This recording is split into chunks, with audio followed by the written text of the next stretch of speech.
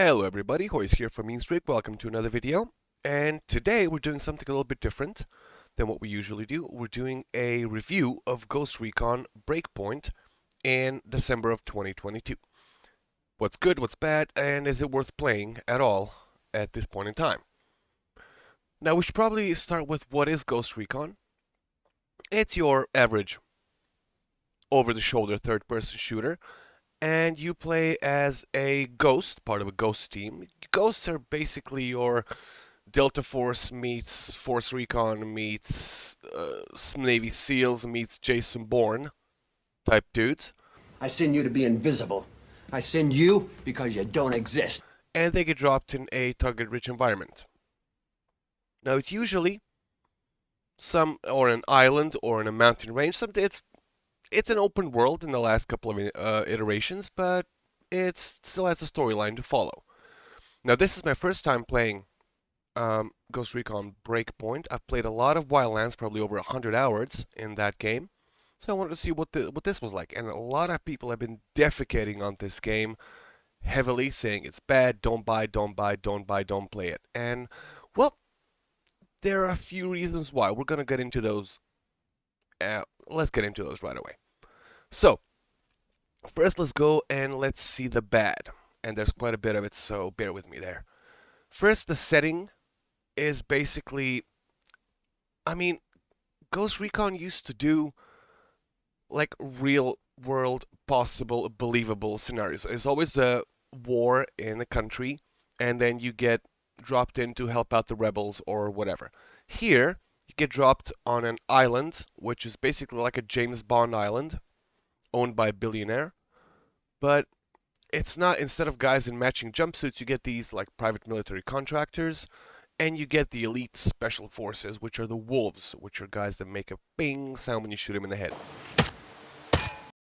The setting itself, the story is it's just really, really ridiculous. I don't know who wrote it, but dude, it's not good.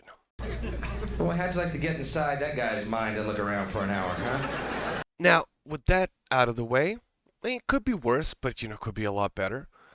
There's some details about the game that are really, really bothering me, like the sync shot with your AI teammates. It's way overpowered. They're shooting at walls. They're shooting through walls, When you when you mark the enemies for your teammates to shoot, and then they're like, oh, I'm getting into position, and then he takes a shot standing right next to you through a wall. It's just crazily overpowered. And also, the heavy gunners that take 2 shots in the head to take down, they will one-shot them. So yeah, it's a bit overpowered. It's a bit much. Makes the game a little bit too easy when you're playing with AI teammates. Now, speaking of AI teammates, whenever you do a headshot, they will be kissing your ass and sucking up to you like they're a bunch of high schoolers and you're the high school quarterback. It's sad. It's sad how they're sucking up to you. All day, baby. Nice shooting. Nice shot, boss. Good one. Damn, respect! Sweet shot, Ghost Lead. Holy shit. Nice shot, boss. And pretty much the same thing with the enemies. They keep walking around saying, oh, nothing there, can't see anything, like telling you how good of a ghost you are that they can't even see you. Hey pal, 0 movement in my sector.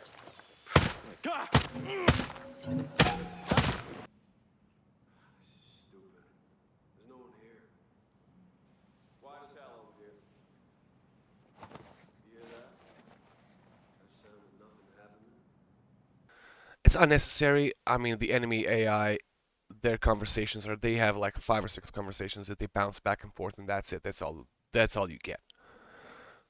That out of the way, we get to the really bad stuff. The drones. Why? Ubisoft, why? These things completely negate stealth in a game that is supposed to revolve around stealth and tactics. You shoot one of these things, you alert everything in a pretty large radius. Everything hears it, everything is on alert. There's no way to stealthily take one of these down.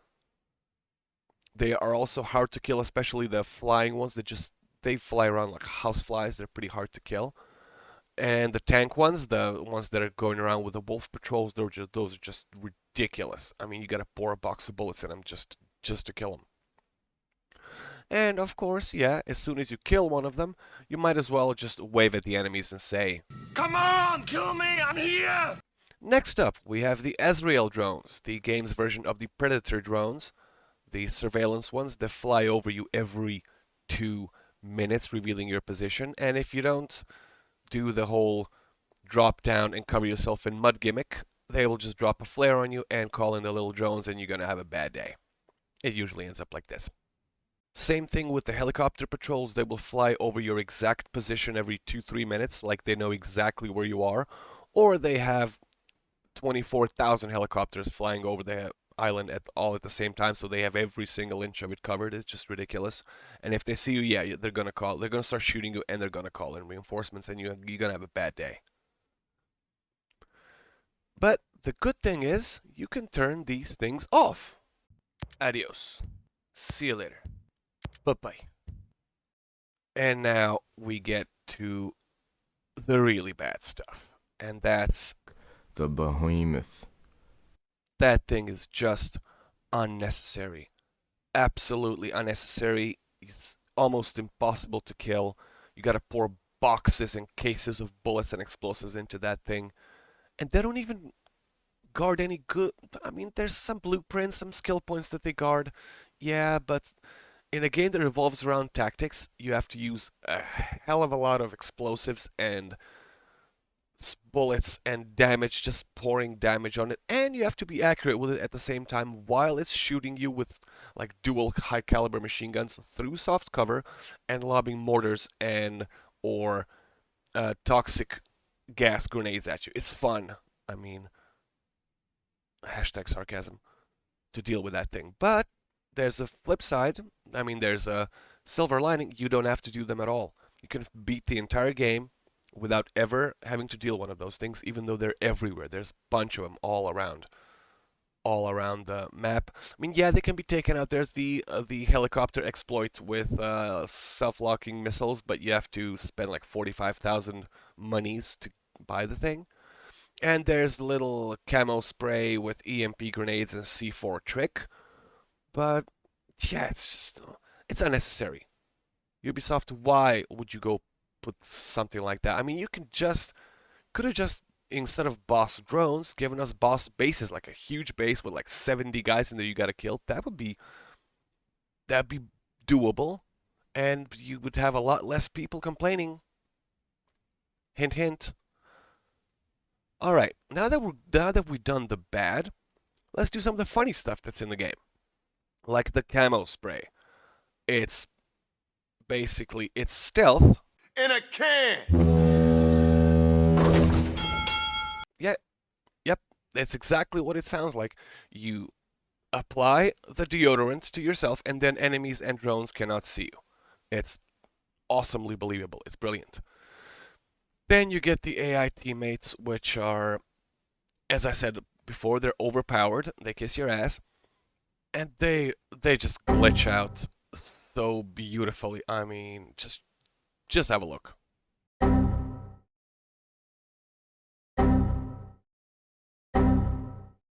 Bruh. Bruh. And at the end of this little part of the video, we have the character customization screen, which you can change your gear, clothes, hair, tattoos, body shape, scars. You can make your toon look really, really cool, or you can make him look like an absolute moron. But that's up to you, really. And now we get to the good stuff. Alright, now that we've done the bad, we get to the good stuff, and there's a lot of good stuff.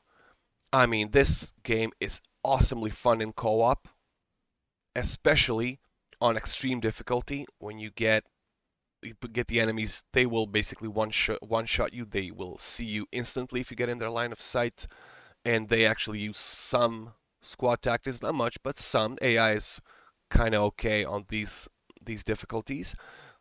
When you play without the HUD, without the minimap, without tagging enemies, it makes it, it's what they call full realism mode, and it's awesome. And you get to be tactical and you get to sound like one of those special forces dudes, like pushing forward, break corner, tango down, eyes on.